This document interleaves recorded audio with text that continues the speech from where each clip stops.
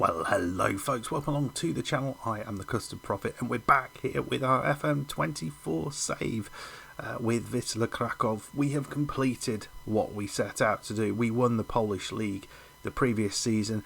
We're having a go at the Champions League in this season and things are going probably better than I thought they might. Let's dive in and have a look. Yes, so we have a situation here where we're playing Sporting Lisbon, which is going to be a tricky one. I'm absolutely sure they are about 6th or 7th in the league. We are a little bit further down than that, but we have pulled out a really nice result in the Champions League. One I was not expecting, but it's another multi-goal result, which would have been a really good one to show on YouTube. But we're going to go for the Sporting game, and let's have a look how things have gone since that game loss against Lyon. We've actually picked up 3 victories in the league, which is really good because other teams around us are losing, which is great. So we beat Ruch 2-1 at home, John Jules and Morsi. A 3-0 victory against Rakov away, Rufo and a John Jules brace. And we have beaten Slask 3-1 just. This was a tough one, but we kind of got over the line. Carlos, John Jules and Rusnak. We did lose rather poorly to Lodz, 2-0, but I wasn't too disappointed with that, given how the other games went. And we've got some tough games coming up, particularly the match there against Widzew. But the one you'll have seen, you'll have noticed it, yes, we beat Hamburg 4-3. This was absolutely insane, and it was a 93rd minute winner that did it. Carlos Morsi and a click brace and a penalty right at the very end. They had a player sent off after 82 minutes. They then scored, which was absolutely disastrous, but Click stepped up after being fouled and got himself the penalty and the win, which does wonderful things. Let's have a look at both the League and the Champions League to show you where we are. So you can see here, Lech are 6 points behind us. They have 1 game in hand over us, but they have a very poor goal difference compared to us. So at the minute, we are holding our own. We are just ahead of everyone else. We're winning games, and everyone else seems to be struggling a little bit to actually win the game. So we will take that. Corona helped us against Lech. It was a 1-1 draw in the last game, so that's fine. Right, let's have a look at the Champions League and look at John Jules, top scorer. So in the Champions League, we are 14th. 3 wins, 2 losses, lots and lots of goals scored. I mean, it's not the most. Espanyol, 15 and 13. Sparta Prague, 12 and 13, but we are 14 and 15, which is it's a lot of goals. We scored more goals than the likes of Man United, Benfica, Chelsea, Barcelona. It's quite good, isn't it? So you'll see that Sporting are in 8th, but they have got a game in hand, as do we. So a draw here would take us up into potentially into 12th, above Hamburg, which would be good. A win here would take us up into the green zone, which feels like we shouldn't even be thinking about that, but you know, we're doing okay. We are doing okay. It really is quite surprising. Let's go and play Sporting. Oh, before we get there, we have had a transfer. It's one out. Jan Bednarak. I just couldn't make it work. He's going to go to Olympiacos for not a huge amount of money, considering we bought him in for £1 million. But it was a gamble that didn't really work, and we'll look to bring in. We need to get another centre back, another midfielder, and another striker in January. He hasn't left yet, so that's fine. But we need to make that happen. The squad feels paper thin. Okay, here we go.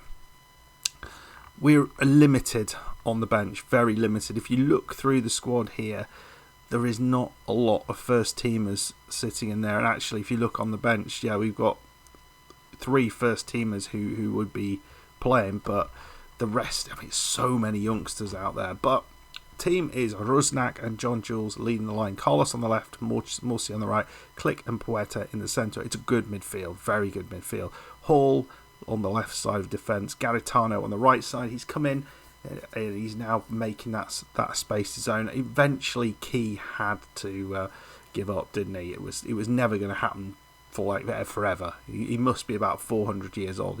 He's not. I think he's about 30, but he feels like he's a lot older than he actually is. And we got Feeney and Vidal in the centre with Bobek in goal. We're playing Feeney and Vidal rather than Rufo, mainly because I think that is our best partnership in terms of those are our two best players. I think for a game like this, we almost have to put them in. Right, here we go. Looks like it's a bit of snow on the pitch. Classic 4-4-2 from Krakow, and out we go. Well, very little going on. Really is very, very little going on. Here's Poeta into John Jules. John Jules let that run. That might have been a bit of a mistake. Matias Fernandez, but Garitano wins the ball back. John Jules wins it again. That felt a little bit unfortunate. It's we're gifting up possession and they're gifting up possession. It's just really pressing. Everyone's pressing hard. Here's Morsi, ball over, and I don't even know what happened. It feels like John Jules should have scored that, but maybe I'm wrong. We get to half time and you look at everything and you think, well, we've had 6 shots, 3 on target with an XG of 1.1. They've had not hit the target once and they've got an XG of 0.25. So you feel first half was us, but we didn't make the most of it, and we certainly had the big chance of the half. John Jules should have finished that off. We'll go straight into the second half. I'm hoping we can have a slightly more action-packed second half, just all down their end, of course, but see what happens. Right, here is Morsi. We yet to see a shot from Sporting, which is something. John Jules, it's into the top corner. That absolutely took the net off. He could not have hit that any harder. It's a corker of a goal, this is. Morsi and John Jules is in the right place at the right time. One to control, and he runs, kicks across the ball, and it's always moving away from the goalkeeper. What a wonderful thing that is. Well, praise him. Well, finally, we're seeing a chance for the French team. Ball goes straight through.